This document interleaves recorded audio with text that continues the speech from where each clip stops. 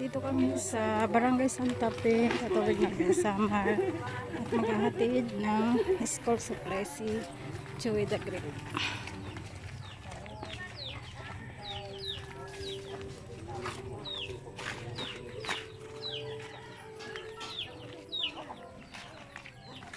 At may balimbing.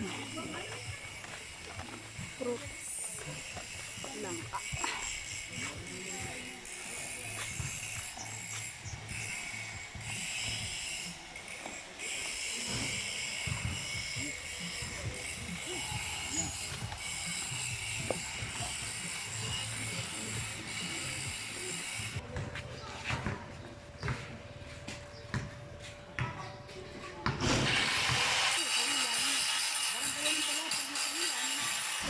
Kalau wala ito, ang alay sa liwat na dapat sumasanas nito, nahingat sa gamay.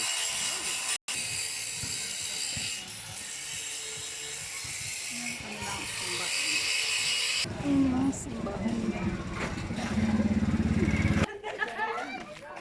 Ang pala.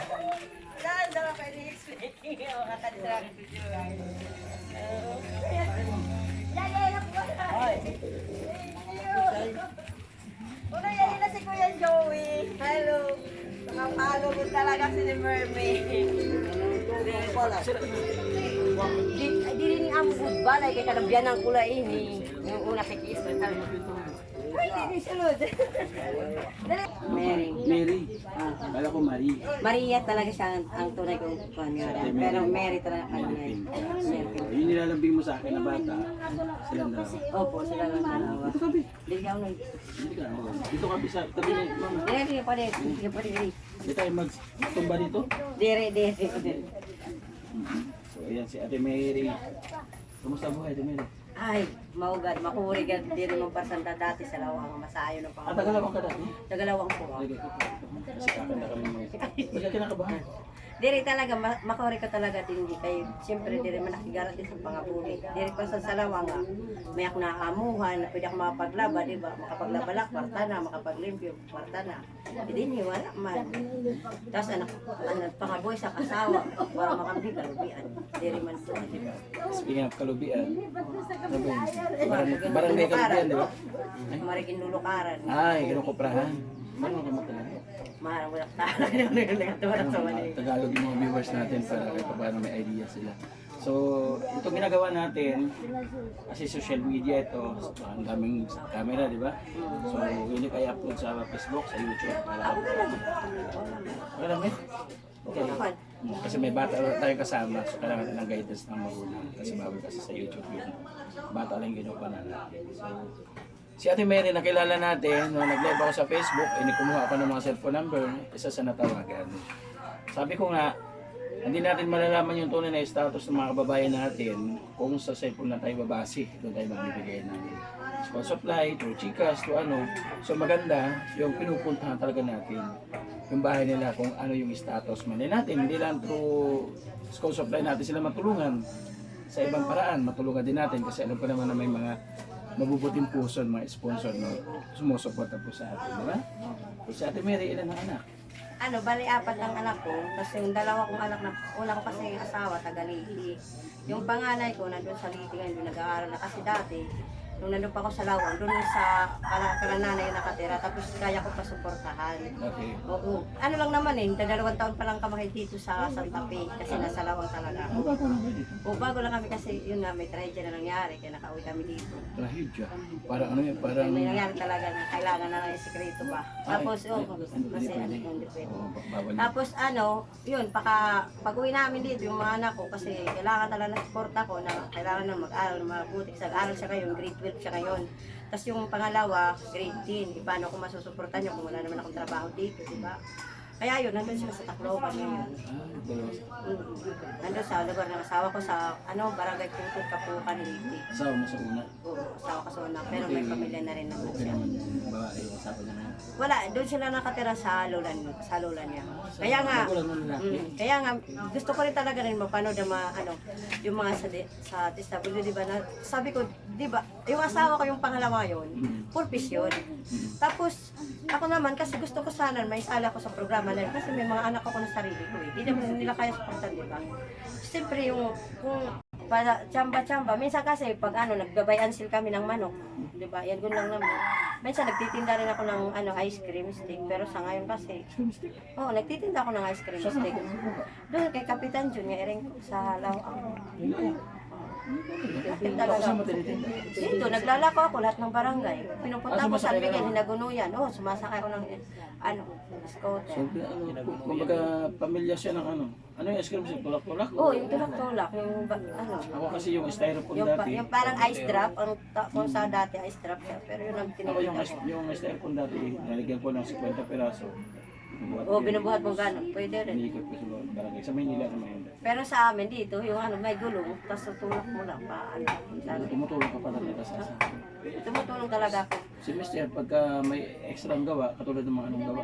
Nag-ano siya minsan nagtatrabaho naman siya, pag pinapatrabaho siya ng construction. Karoon naman yan magtrabaho. Alam naman niya sa construction. So ngayon, ang nilalambing niya sa atin mga kalinga, mga kawaray. Grade 2, grade 2 ba? Tama? Grade 3 na po siya, nagkamali po ako. Grade 2 siya nung nanalo ko kasi palagay ko. Pero okay lang. Buti na may dala kayo papel pang grade 3. Ang galing natin talaga. No? Grade 3 yung minessage sa atin. Ito kasi May dala siyang kagagraduate papel lang ng grade 3. Ito papel pang grade 3. 6. Kagagraduate lang po ito ng grade 6. Ano ba ito? Grade 3? Ay, grade 3 nga! Ayan na baby, may ano ka na. O, diba? Kompleto ha, mayroong Crayola, may lapis, may ballpen, may pantasa, may pambura. Mayroon pang notebook. Yung mga notebook yan. Tapos, bukod doon, anong grade siya? Grade 7 na siya ngayon, grade 6 lang, katatapos na kasi niya. Intermediate para sa ano. Intermediate pa. Kasi yung may dala tayong intermediate, ang galing naman ang mga volunteer natin. Talaga naman. Diba? Di ba? Salamat Papel, may ballpen, may Crayola, kompleto lahat. Yan. May notebook. May mga notebook. Ano pangalan mo? Billie Jean. Magaling ka mag-walking, gano'n? Kay Michael Jackson, di ba? Michael Jackson kasi yung pangalan. Ba't Billie Jean? Kasi papa niya Billy. Para sa'yo. Ikaw, Jean. Hindi. Mary Jean. Mary lang talaga. Ba't saan po tayong Jean? Yung mahilig siya mag-inom. Wala. Ano lang. Kay Billie Jean. Wala, nakuha ko lang yun. Basta Jean. Kasi babae. Kasi Billy nung tatay naman. So, ang sabi ko nga mga kalingap, pag nag-house to house tayo, meron na tayong dalang, nasa yung bag? May bag yan eh, syempre.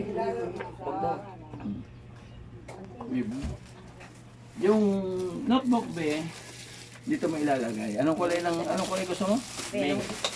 Gusto mo mink? Blue. Mink. Anong gusto mo kulay? Ano gusto mo kulay, Anong gusto mo kulay dito? Pag may pamilya na. Ito gusto mo talaga. Ayan. So dito mo ilalagay yung school supply, dito naman yung libro. No? Di ba? Di ba pagkatapos ng ilang buwan may libro na, di ba? Iyo. Ikaw naman, Be, anong gusto mo kulay, Be? Pili ka na dyan. Dark brown. Gusto mo maroon. Ayan. Ba't ka malungkot? Bagong gising kasi. Kuya, Malungkot siya. At sabihin mo, sige daw, bigyan mo ako mahabang message. Mahihayin kasi. Ano mo, Be? Sabihin mo, Anong gusto mo paglaki mo, Be? Anong gusto mo na paglaki mo? Billie Jean, yari kayo na natin. Ikaw ba, anong gusto mo paglaki? Sundalo. Oo, may mga sundalo ang focus na sa atin. Yun ang gusto niya, sundalo ko. Ang sabihin ko ba sa kanila? Hindi ba kayo makapaniwala talaga, promise. Hindi, kasi marami di ba scammer. Hindi kami makapila. Siyempre ako, nag-ano lang talaga ako nung nag-live si Kuya Joey. Tapos sabi ko, tumawag siya, sabi ko, true kaya ito? Pero nag-aantay ako na sabi ko, umaasa ako na darating siya. Kasi sabi niya, pupunta naman siya. O, di ba? Pag umaasa, natutupad. May Kaya kayo, dapat umasa kayo. Thank you talaga. Sana. Thank you. Bigyan kitang baon, Be. Uy, may pambahan ka lang. Ano sabihin mo? Yun ba? Ito ba? Tatlo. Ay, Apat. Grabe, ang daming baon. dami ba? Ano sabihin mo? Uy, palakpak mo natin. Ano sabihin mo? Ano sabihin mo? Sabihin mo. Siguro, ano sabihin mo? Salamat. Salamat. Ito mo si ate, mabigyan natin baon natin. Isa. Dalawa. Tatlo. Apat. Lima. Anim. Pito. Walo. Iba na. Siyam. Sampu. Ano sabihin mo? Buhi ka, Pi. Sampu yun. Lima lang sa'yo. Balik kayo, Pi. Balik. Balas lang yun. Pinagbalas lang yun. Nasusundan na yun. Nasusundan na yun. Thank you. So ito pambaon namin sa inyo, pagmamahal ni Ma'am Chanting Ayala. Thank you very much. Thank you. Siyempre balang pangungumusta kay Ate Mary, bigyan natin ng bigas galing kay Ate Beat Jones. Ayun. Ay, thank you very much. Salamat na bigas. Salamat, may bigas din. Thank you. Thank you.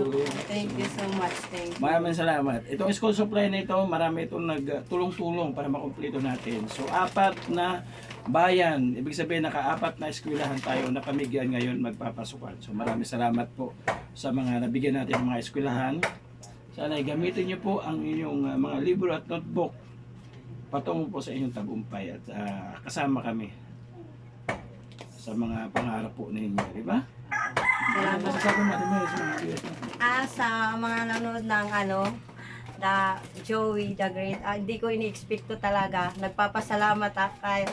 Aram mo kasi marami talaga sa social media, marami talaga nang i-scam. Pero ito, sinasabi ko hindi talaga to scam. Thank you very big. Thank you sa sumusuporta sa Joey the Great. Patuloy po natin silang suportahan. Thank you so much. Maraming salamat mga kalingap. Salamat po. Thank you very big. Pagpulis ka na, ano yun ako ha? Hulihin mo siya. Pagkahuli ko.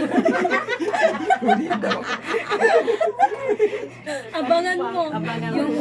Yung sasakyan niya. Sundalo pala to, siya pala yung pulis. Oo. So, Magtutulong yan sila pa. mag-ready ka na ano ha? Para hanapin ka. Gastos ngayon dyan, malaking ano yan, sakripisyo yan. Sino mas mabait sa dalawa? Parehas lang. Sino masipag sa dalawa? Ito, maliit. Masipag? Siya. Medyo maldito to.